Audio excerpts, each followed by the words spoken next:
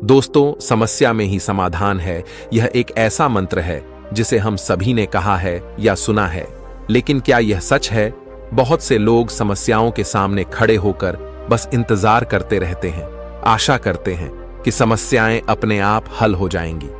यह एक सामान्य सोच है कि समस्या से बचने का सबसे अच्छा तरीका है कि हम इंतजार करें और उम्मीद करें कि समस्या खुद ही ठीक हो जाएगी।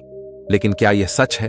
क्या वाकई मुश्किलों का सामना करना और उनसे निपटना इतना आसान है? इस वीडियो में हम बात करेंगे कि समस्याओं के सामने खड़े होकर इंतजार करना सबसे अच्छा विकल्प नहीं है।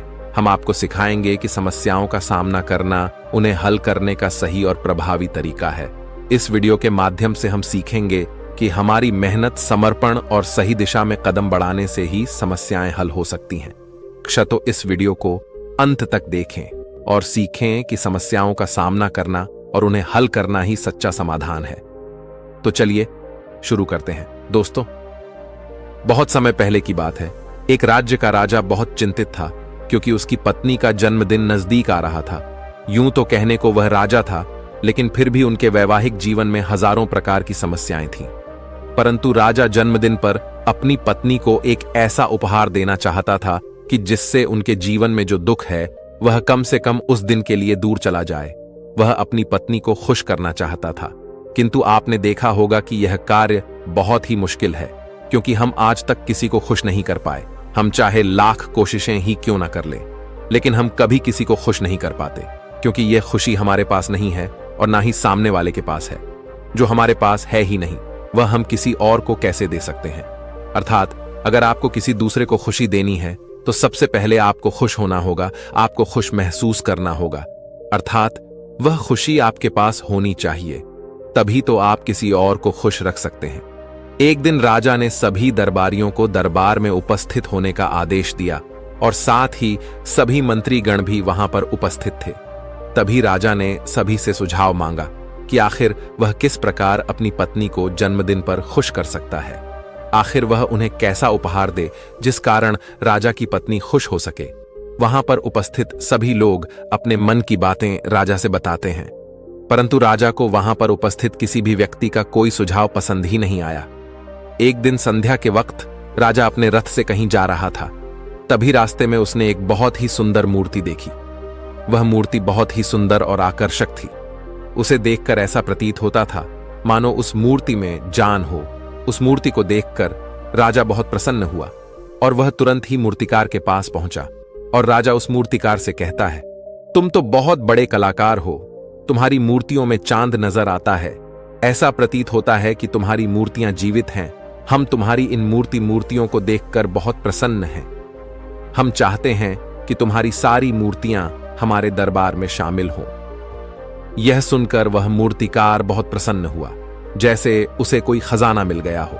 लेकिन तभी राजा ने उस मूर्तिकार से एक और बात कही, देखो, मैं चाहता हूं कि तुम मेरे दरबार में शामिल हो जाओ, किंतु उससे पहले तुम्हें हमारे लिए हमारी रानी की ऐसी मूर्ति बनानी होगी जिसे देखकर वह खुश हो जाए और अपने सारे दुख दर्द भूल जाए। और यदि तुम ऐसा ना कर सके तो मैं तुम्हारा सर धड़ से अलग कर दूंगा। राजा के मुख से यह सुनकर मूर्तिकार घबरा गया, उसके पसीने छूट गए। वह राजा को मना भी कैसे करें, इसीलिए उसने ना चाहते हुए भी राजा को स्वीकृति दे दी।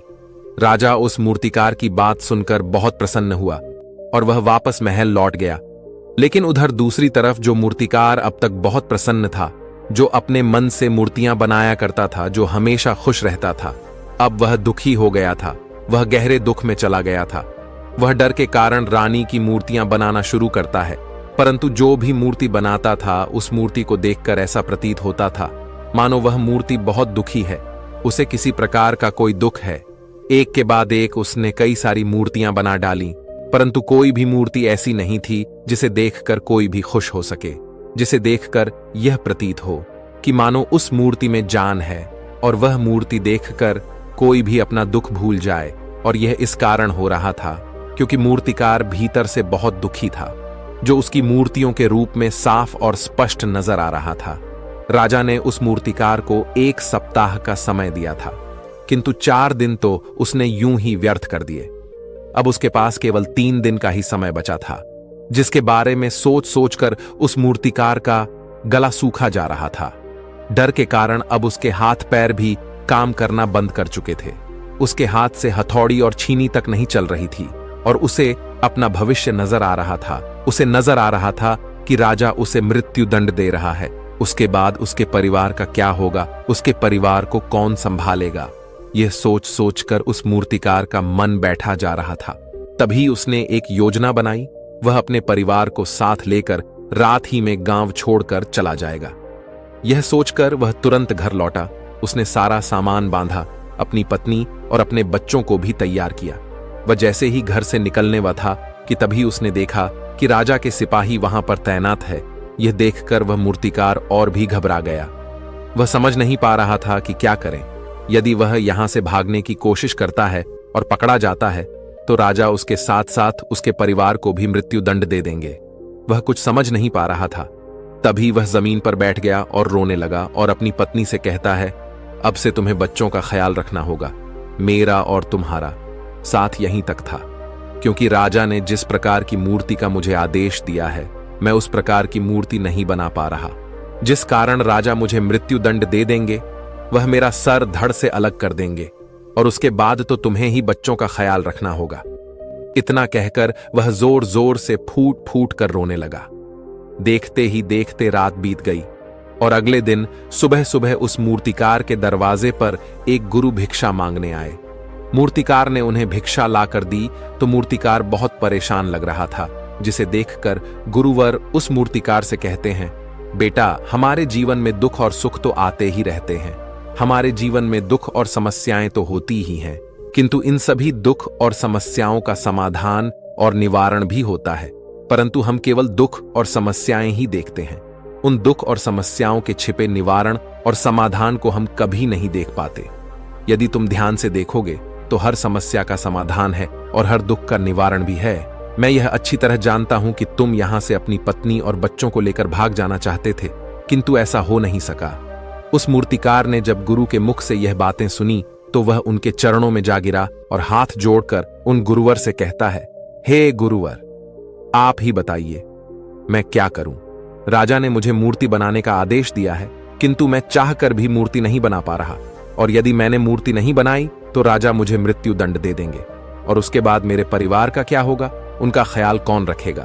तभी गुरुवर उस मूर्तिकार से कहते हैं, बेटा, आंख बंद कर लेने से कुछ नहीं होने वाला, क्योंकि दुख और समस्याएं तो वहीं की वहीं खड़ी रहती हैं।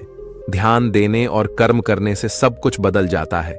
यदि तुम केवल आंखें बंद करके यह सोचोगे कि तुम्हारी समस्याएं चली जाएंगी तो ऐसा कभी नहीं होगा। इतना कहकर उन गुरुवर ने उस मूर्तिकार के कानों में कुछ कहा और उसके बाद वह वहां से चले गए। उन गुरु के वहां से चले ले जाने के बाद वह मूर्तिकार महल गया, जिसे देखकर राजा उस मूर्तिकार से कहता है, लगता है तुमने समय से पहले ही एक अद्भुत मूर्ति तैयार कर ली है। बताओ वह मूर्ति कहां है, मैं भी उसे देखना चाहता हूं। इस पर मूर्तिकार जवाब देते हुए कहता है, महाराज, अभी तक मैंने मूर्ति तैयार नहीं की है, परंतु आपके दिए हुए समय पर मैं अवश्य ही वह अद्भुत मूर्ति तैयार कर लूंगा, लेकिन उससे पहले मेरा एक बार महारानी से मिलना बहुत आवश्यक है, अन्यथा वह अद्भुत मूर्ति तैयार नहीं हो पाएगी। राजा ने उस मूर्तिकार की सारी बातें ध्यानपूर्वक सुनी और उसके बाद राजा ने मूर्तिकार को महारानी से मिलवाया। मूर्तिकार महारानी से मिलने के बाद महारानी से प्रश्न करते हुए कहता है, महारानी जी, किसी भी औरत के जीवन का सबसे बड़ा दुख क्या हो सकता है।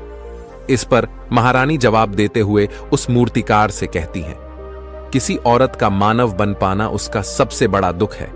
तभी वह मूर्तिकार महारानी से एक और प्रश्न करते हुए कहता है, महारानी जी, किसी औरत के जीवन का सबसे बड़ा सुख क्या है। महारानी उस मूर्तिकार के इस प्रश्न का जवाब देते हुए कहती हैं, किसी भी औरत के जीवन का सबसे बड़ा सुख उसके पति और उसके बच्चों का उसके पास होना है।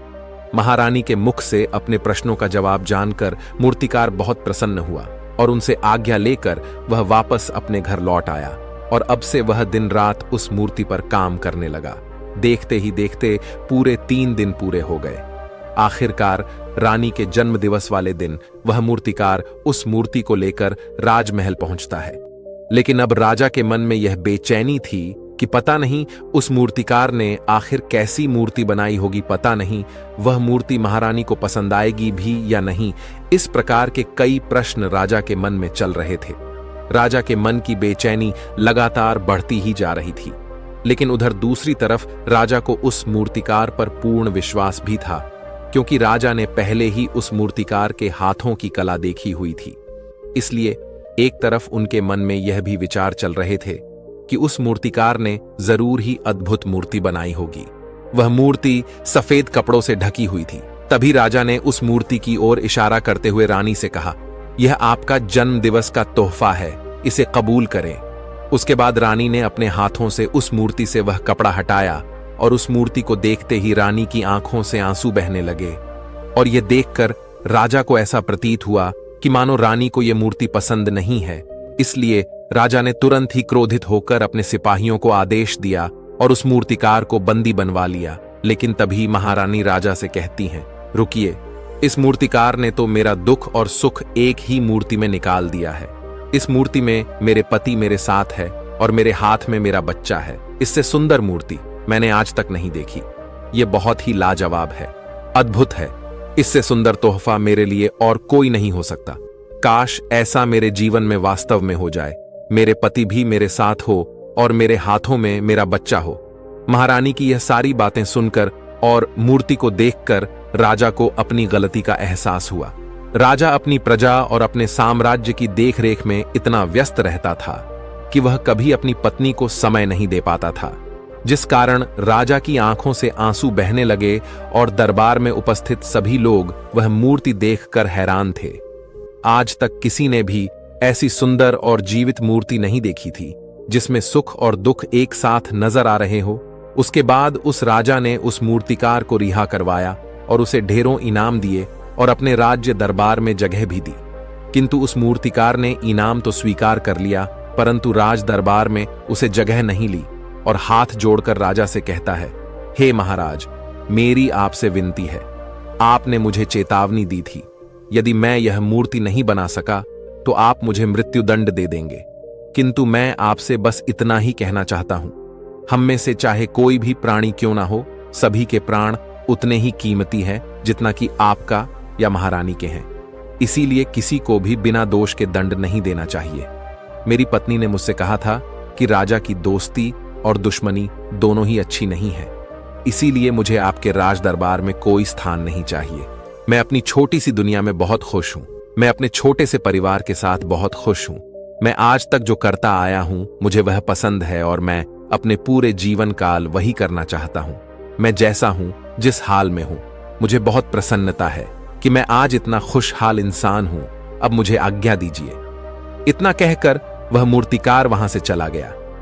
दोस्तों, इसी प्रकार हमारे जीवन में भी बहुत बड़े बड़े संकट और दुख आते जाते हैं, किंतु वास्तव में तो यह दुख और संकट हमें कुछ सिखाने के लिए आते हैं।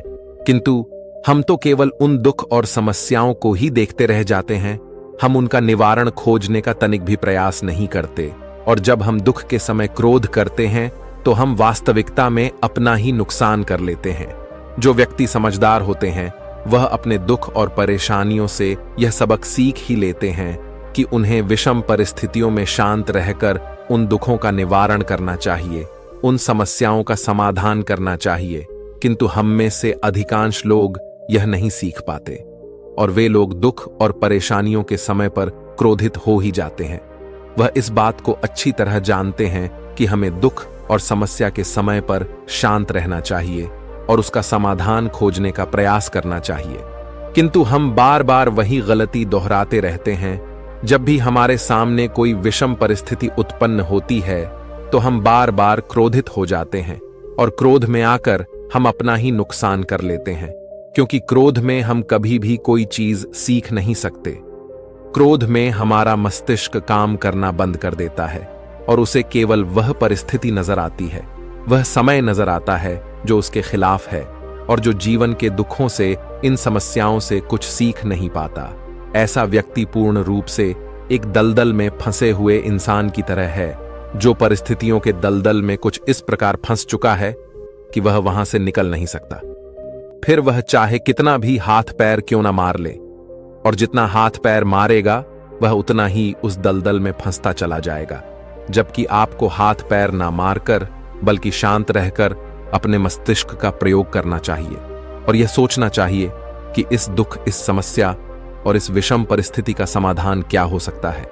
किंतु आप तो अपने आप को पहले से ही दलदल में डाल चुके हैं और ऐसी स्थिति में आप बाहर निकलने के बारे में ना सोचकर लगातार और हाथ पैर मारकर आप अपने आप को उस दलदल में और भी नीचे डुबा जा रहे, तो ऐसी परिस्थिति में आप भला उस समस्या, उस परिस्थिति का सामना कैसे करेंगे, वहां से बाहर कैसे निकलेंगे। और वहीं पर जो व्यक्ति थोड़े भी जागृत है, जो दुख और समस्याओं का निवारण और समाधान खोजने में वास्तव में अपना समय लगाते हैं, वह यह जानते हैं कि निवारण और समाधान एक हीरे की तरह है। वह हीरे की खान की तरह है। जिस प्रकार एक हीरे को ढूंढा जाता है, फिर उसे तराशा जाता है, जिसके बाद उस हीरे की कीमत बहुमूल्य हो जाती है। ठीक वैसे ही दुख और समस्या में समाधान और निवारण खोजने की आवश्यकता होती है और वह हमें खोजने भी चाहिए। और जब आपको मिल जाते हैं, तब आपको एक ऐसी संपदा मिलती है, एक ऐसी समझ, एक ऐसा विश्वास, एक ऐसी शक्ति मिलती है कि उसके बाद आपके सामने जब भी कोई समस्या या कोई परेशानी आती है, तो आप अकेले नहीं होते, बल्कि आप यह समझ जाते हैं कि वह विषम परिस्थिति आपको कुछ सिखाने आई है और आप उसका डटकर सामना करते हैं। उसे वह सारी चीजें सीखते हैं जो वह आपको सिखाना चाहती है और उसके बाद आप और भी मजबूत होते चले जाते हैं। आपका विश्वास और भी बढ़ता चला जाता है। आप और भी शक्तिमान और बलवान होते चले जाते हैं। इसीलिए महात्मा बुद्ध कहते हैं कि यदि दुख है तो उसका निवारण भी है, यदि समस्या है तो उसका समाधान भी है। इसीलिए केवल दुख में उलझे मत रहिए, बल्कि उस दुख का निवारण कीजिए। और यही आपको करना चाहिए। केवल हाथ पर हाथ धरे बैठे रहने से या फिर यूं ही समय को व्यर्थ गंवाने से आपको कभी भी उसका निवारण नहीं मिलेगा, बल्कि जितना आप उस दुख और समस्या से अपनी जान छुड़ाकर भागने की कोशिश करेंगे, उतनी ही तीव्रता से आपके पीछे भागेगी। और जैसे जैसे समय बीतता जाएगा, वह दुख और समस्या और भी विकराल रूप ले लेगी और तब उसका सामना करना और भी मुश्किल हो जाएगा। इसलिए यदि कोई दुख और समस्या अभी आपके सामने है, तो उसे लड़ डटकर सामना कीजिए, उससे सीखिए और निवारण कीजिए। दोस्तों, आपने आज के इस वीडियो से क्या सीखा, वह मुझे आप कमेंट में बता सकते हैं। इसी के साथ में उम्मीद है कि आपको आज की वीडियो पसंद आई होगी, तो इस वीडियो को उस इंसान को शेयर करें जिससे यह कहानी सुनने की जरूरत है और उसी के ठीक बाद चैनल को सब्सक्राइब करें। तो चलिए फिर मिलते हैं ऐसी एक और नई वीडियो में एक नए मैसेज के साथ। तब तक के लिए अपना ख्याल रखें। धन्यवाद और नमो बुद्धाय।